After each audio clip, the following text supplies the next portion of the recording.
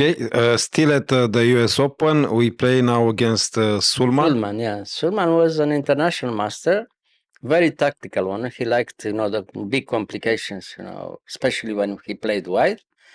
And of course, I gave him the chance to play a complicated game by playing the Sicilian, as usual. Yes.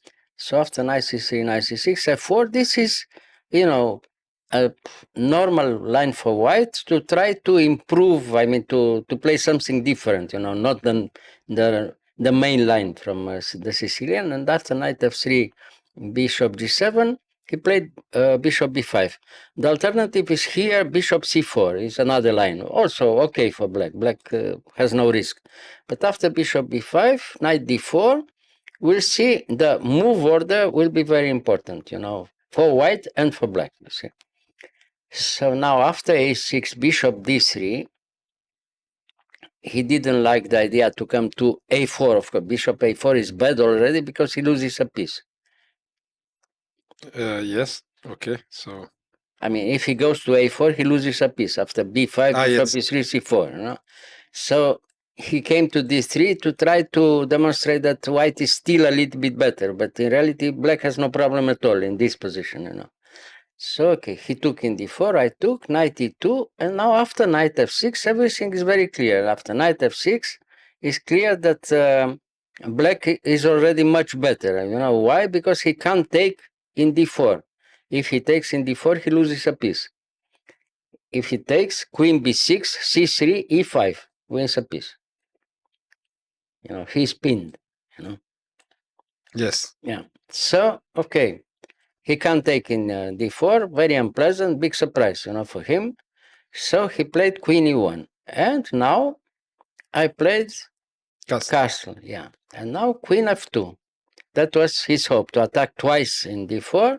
And after knight g4, for instance, he moves the queen, he attacks the knight again, and somehow he has a tactical position, very unclear, And now after queen f2, after e5, it's clear that black has no problem at all, and he's better already, Why? Because if he takes now in e5 instead of c3, yes, after knight g4, is very unpleasant. Probably he's lost already, but tactically, because now if he takes in d4 with the queen, no, he has to move the queen. After bishop takes e5 is terrible, It's mate already, not mate, but very strong attack and very strong initiative.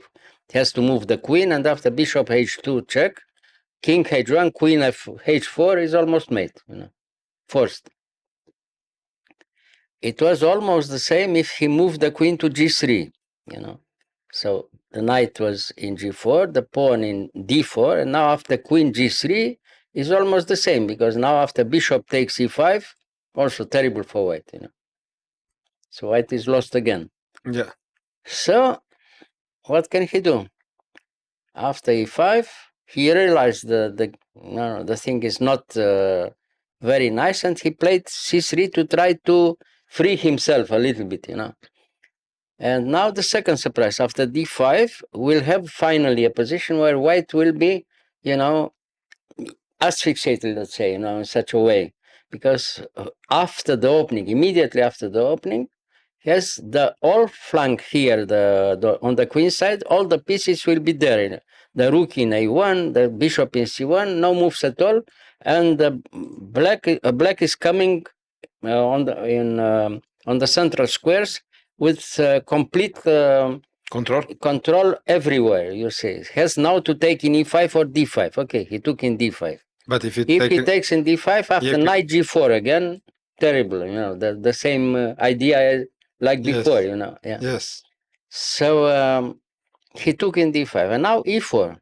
Now, what to do? Bishop c4, the only move. Now d3, of course. Now look, everything was forced, and now, unfortunately for him, has no counterplay at all. Everything is forced. Queen e1. Now b5 takes a little bit more space also now, and now f5. And now we have the result. The opening is over, but the result is very unhappy for white. You see. Black has complete control. White is almost complete Zugzwang. and has to wait until the end to see what is, the end which is coming, very quickly. Yeah. In very No, nice way, you see. no space for white. No, white is completely lost here. Positionally, has no idea at all what to play. I mean, has only to wait, you see. Well, he tries to build a defensive, good enough to resist a little bit. The whole idea is to put back the knight from g3 in f1 and then to e3, but it's much too late. Because he plays finally without two pieces, the rook from a1 and the bishop from c1. That is the difference. See? So, okay, bishop b7 takes back the pawn, of course. No, knight f1, as I told you. Now takes there, takes knight d5, and now knight d3. Okay.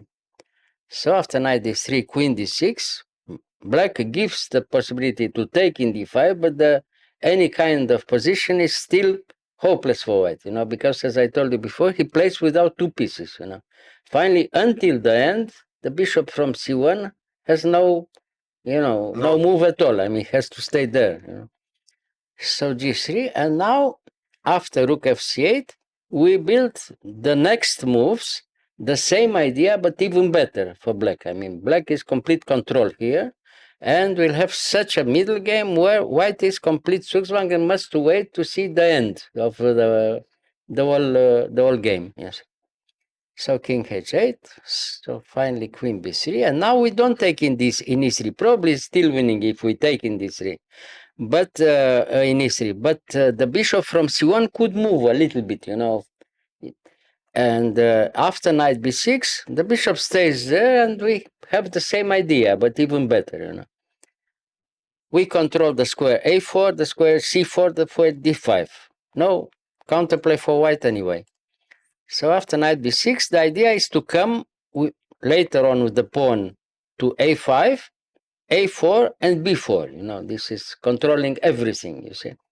So now after rook b1, queen d7, the idea is now to protect the pawn from b5 to have time to play a5, you see.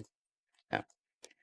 Okay, so again, has to wait. Queen d1, a5, rook, king g2, b4. Okay, so everything is clear. White has no move at all. So now bishop f8. Bishop f8 is very good also, because now the queen from b3 has to move back in d1 after move a4. It's comical, but the only move, you see. No, but why not taking here? If he takes in b4, okay, we take back, and again, has no counterplay at all, and we have the open line also. Finally, he can lose the bishop, somehow. We can play rook c6 and rook c8, and he loses the bishop. Finally, a very comical position, but it's like this. It's very rare to have such a position from a Sicilian, and white has such a defensive way of playing, where he's forced to wait to see what happens in the next moves. You see? Okay, rook f1, a4, queen d1. Okay, knight d5 back. Now king h2.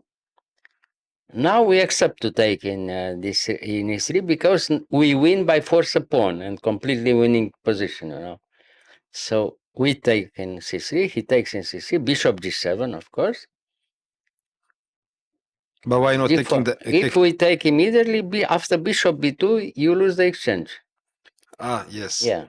It's true. So it's not necessary. Probably the position was still winning with exchange down, because we have such a strong position, the pawn structure. But it's not necessary. Why give the exchange?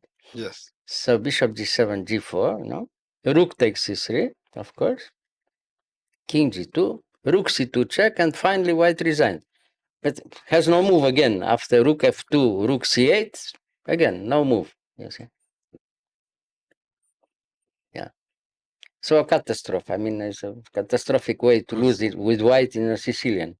But it happens, from time to time. That's the revenge from, black side winning like this in a Sicilian, for after the whole suffering in a Sicilian normal position, normal game.